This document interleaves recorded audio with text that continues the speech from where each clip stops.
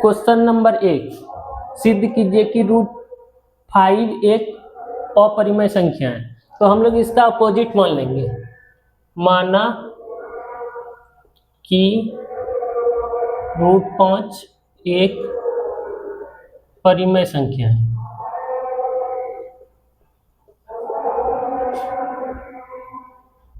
उल्टा मान लिए, सिद्ध करने बोला तब अपरिमेय संख्या, तो उसका उल्टा मान लिए परिमेय संख्या है। अब तो क्या हो जाएगा, √5 बराबर p/q, क्योंकि p और q परिमेय संख्या होता है, तो जहां p और q का कोई उभयनिष्ठ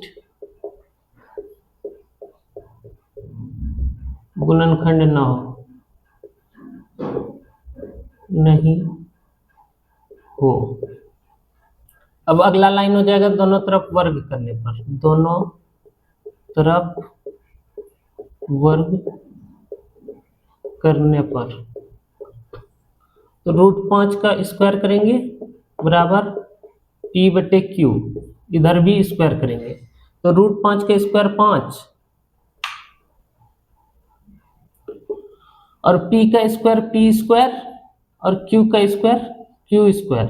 अब ऐसे नीचे एक लगाकर कोना कोनी गुना कर देंगे, p स्क्वायर गुना 1, तो p स्क्वायर बराबर 5 गुना q स्क्वायर, तो 5 q स्क्वायर।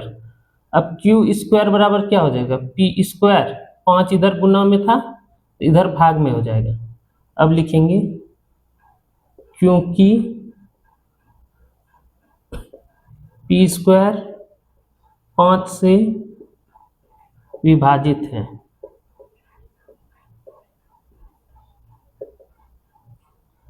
अतः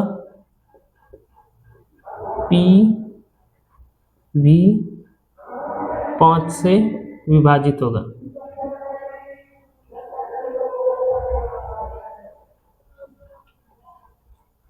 अब इसको मान लेंगे समीकरण 1, माना कि p बराबर 5r, उसी तरह दोनों तरफ वर्ग करने पर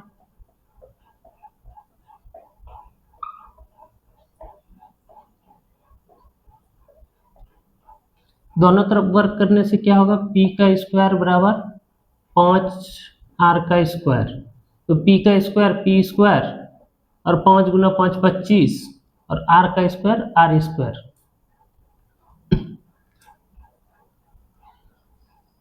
इसको रख लेंगे समीकरण 2, समीकरण 1 और 2 से। समीकरण 1 में हम लोग का क्या है, p स्क्वायर बराबर 5q स्क्वायर, तो p के जगह हम लोग 5q स्क्वायर लिखेंगे, यहाँ पर है p, तो इसकी जगह 5q स्क्वायर बराबर, इधर है 25 r स्क्वायर, तो r स्क्वायर, 5 से 25 5 बार में कट जाएगा, तो q स्क्वायर बराबर 5r स्क्वायर, तो r स्क्वायर बराबर क्या हो जाएगा, q स्क्वायर बटे 5, क्योंकि 5 इधर गुना में है तो इधर आएगा तो भाग हो जाएगा, तो इससे क्योंकि q स्क्वायर 5 से विभाज्य है, अतः q भी 5 से विभाजित होगा।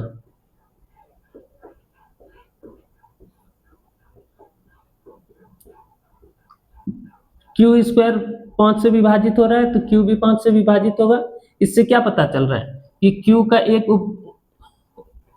गुणनखंड 5 है और p का भी गुणनखंड 5 है, क्योंकि p भी 5 से विभाजित हो रहा है, अतः यह हमारी मान्यता का विरोधाभास करती है।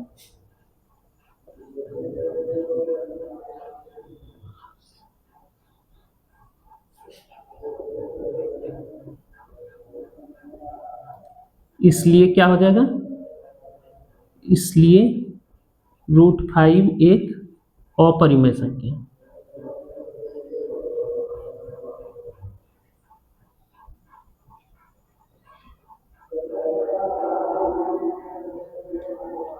क्योंकि हम लोग क्या देख रहे थे, P और Q का कोई भी उभयनिष्ठ गुणनखंड नहीं होगा, लेकिन यहाँ जो है P का एक उभयनिष्ठ गुणनखंड 5 आ रहा है और Q का भी यहाँ गुणनखंड 5 आ रहा है और दोनों का 5 5 सेम है, उभयनिष्ठ है। इसलिए हम लोग का जो मान्यता था वो गलत हो गया और √5 एक अपरिमेय संख्या हो गया। इससे जो हम लोग का सिद्ध हो गया।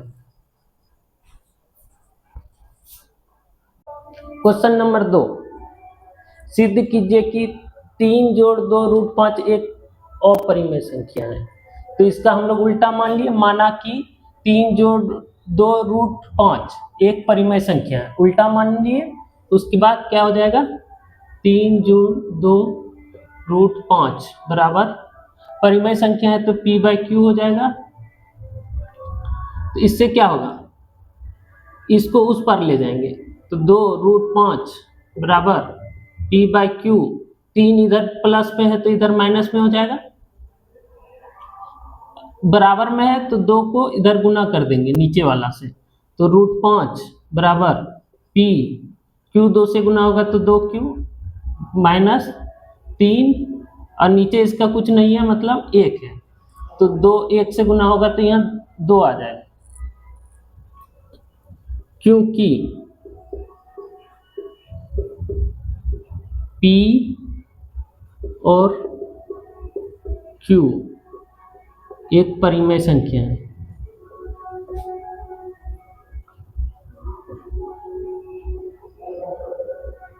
हम लोग जानते हैं कि P/Q एक परिमेय संख्या होता है, अर्थात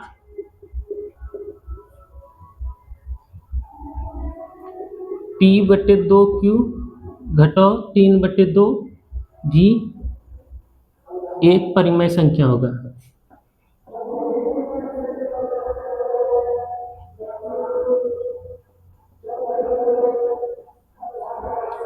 और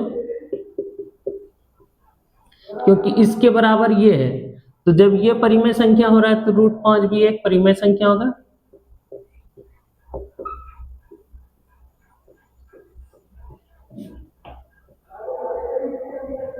लेकिन हम लोग इससे पहले क्या प्रूव कर चुके हैं कि √5 एक अपरिमेय संख्या है, तो इससे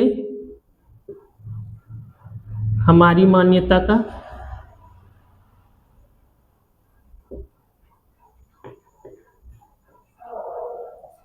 विरोधाभास होता है।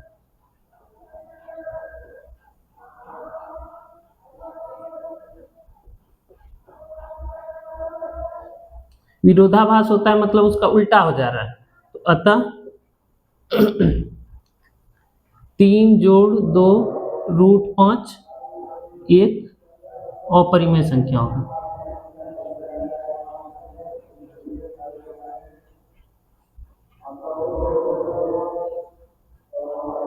और ये प्रूव हो गया।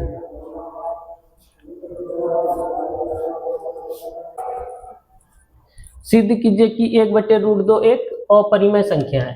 तो इसका भी उल्टा मानेंगे, माना कि 1/√2 एक परिमेय संख्या है।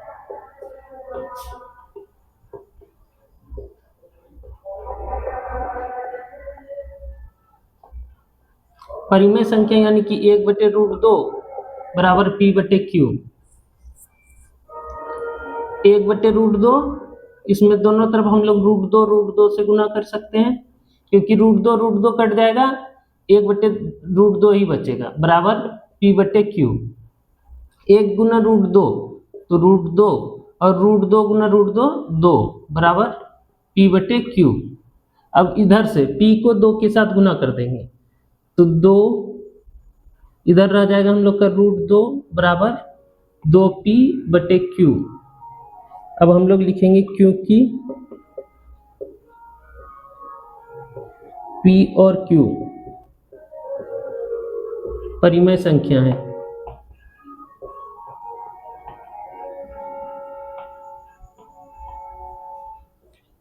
अतः 2P/Q भी परिमेय संख्या होगा।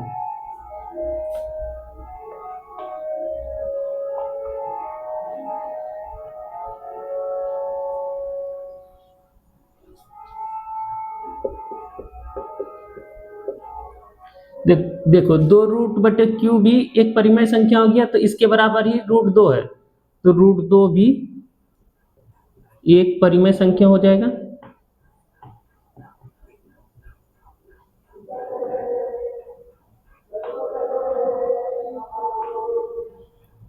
लेकिन हम लोग इससे पहले बहुत बार प्रूव कर चुके हैं कि जो भी संख्या रूट में होता है वो अपरिमेय संख्या होता है।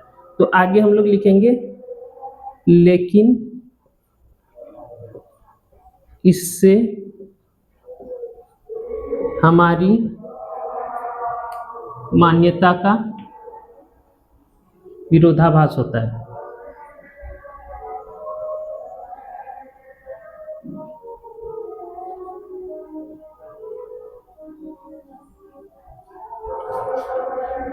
अतः 1/√2 एक अपरिमेय संख्या है।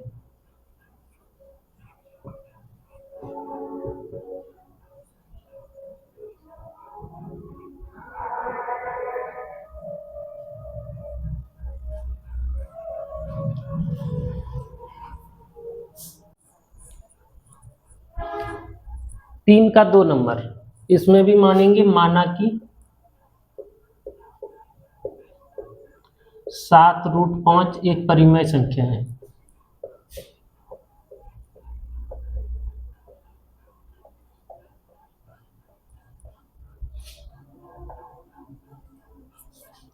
तो 7√5 बराबर p/q हो जाएगा।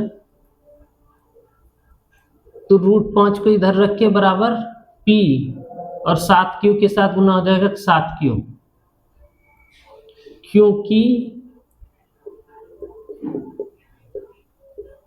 p/q एक परिमेय संख्या है।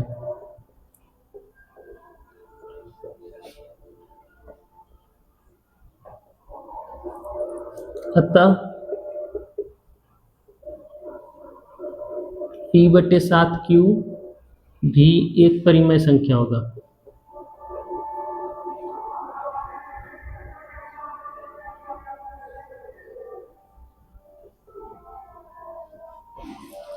और इसी का बराबर √5 है, इसलिए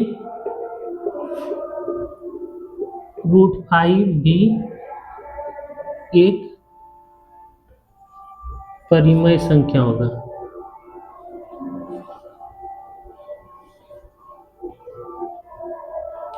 लेकिन हम लोग √5 को क्या इससे पहले प्रूव कर चुके हैं, अपरिमेय संख्या। तो यहां लिखेंगे लेकिन इससे हमारी मान्यता का विरोधाभास होता है।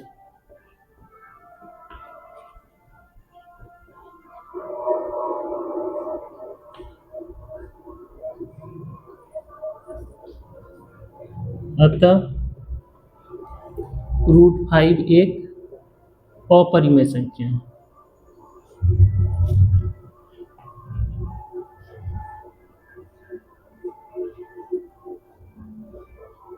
√5 एक अपरिमेय संख्या हो गया, तो इसी के साथ 7√5 है, तो 7√5 भी एक अपरिमेय संख्या होगा।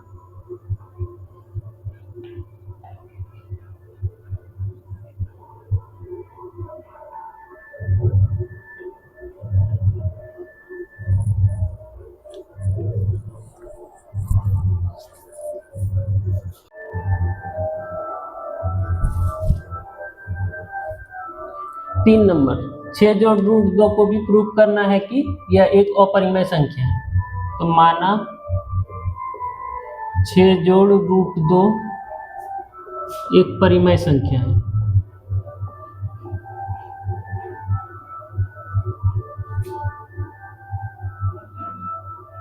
छह जोड़ √2 परिमेय संख्या है, तो 6 जोड़ √2 बराबर p/q हो जाएगा। रूट 2 को इधर छोड़ दिए बराबर p बटे क्यू, 6 इधर जोड़ में था तो इधर घटाव में हो जाएगा। अब हम लोग लिखेंगे क्योंकि p बटे क्यू एक परिमेय संख्या है,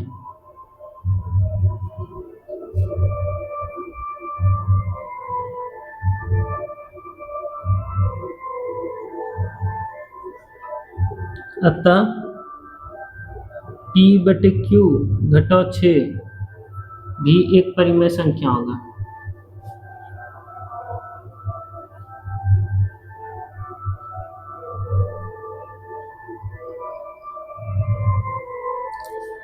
इसको परिमेय संख्या प्रूफ कर दिए तो इसी का बराबर रूट 2 है, इसलिए ये जब परिमेय संख्या हुआ तो रूट 2 भी एक परिमेय संख्या हो जाएगा, रूट 2 भी एक परिमेय संख्या होगा।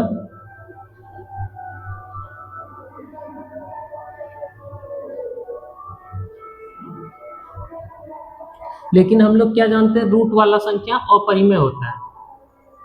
लेकिन तो हम लोग लिखेंगे लेकिन इससे हमारी मान्यता का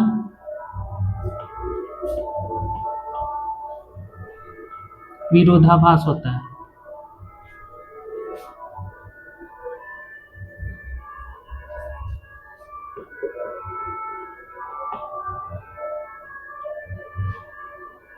इसलिए रूट 2 एक अपरिमेय संख्या है।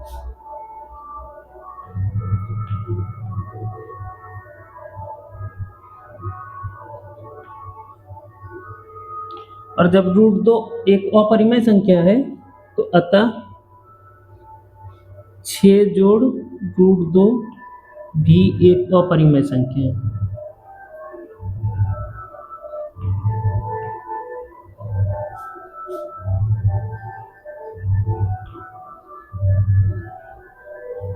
और ये चैप्टर खत्म हो गया।